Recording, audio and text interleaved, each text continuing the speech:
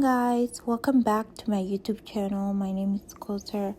Right now I am in Target, so there's a lot of things that I need from here.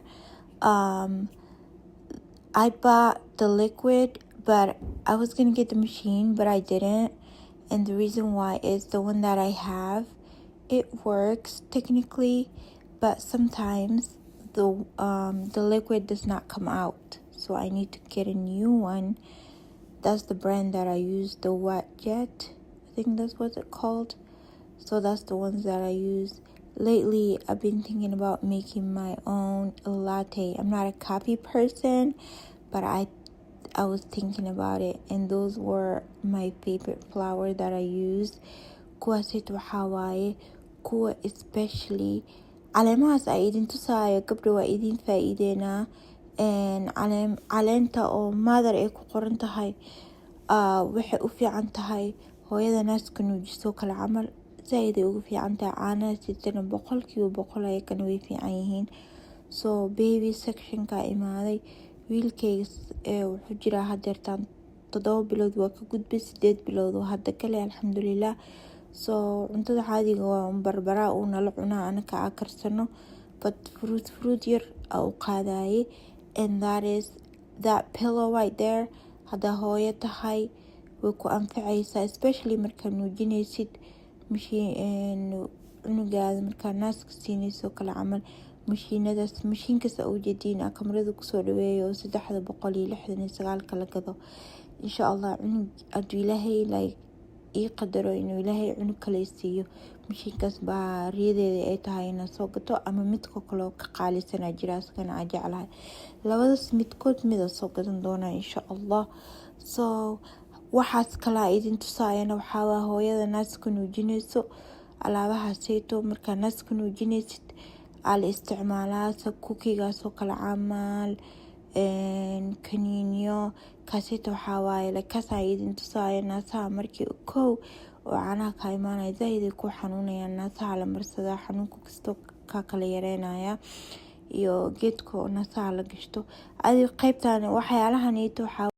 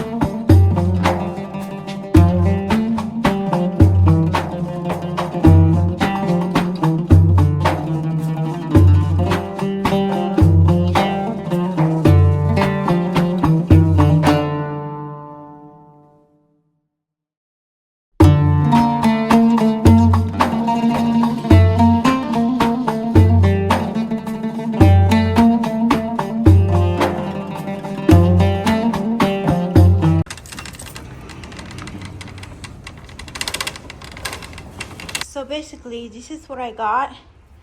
I bought baby food, so this is for my baby. And then I also bought more baby food right there. And then that's my baby formula. And then I also bought organic fruit for him as well too. And then I bought berries, like, and then I also bought organic eggs, brown eggs. And then this is my toddler milk. And then this is my favorite yogurt. It doesn't have no sugar at all, and it's vanilla, so I love it, to be honest. I'm not gonna lie, this is my favorite brand.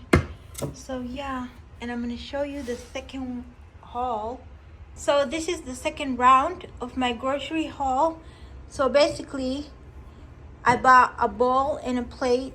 They were so stunning. Look how gorgeous that is. I don't know the print, but the whole set was like 70 bucks. I'm like, no, I'm not paying 70 bucks for the whole set. So I just bought only these two. And then I bought Downy. This is my favorite dishwasher. I bought banana orange. And then I also bought electronic lighter for my candle and stuff. And this is actually my favorite flour, especially when I'm making the Somali malawah. This is the best one to use. And then some spring mixed salad. So yeah, so this is my haul of my grocery. Please, if you haven't subscribed, subscribe, like, and share, and comment. Thank you all.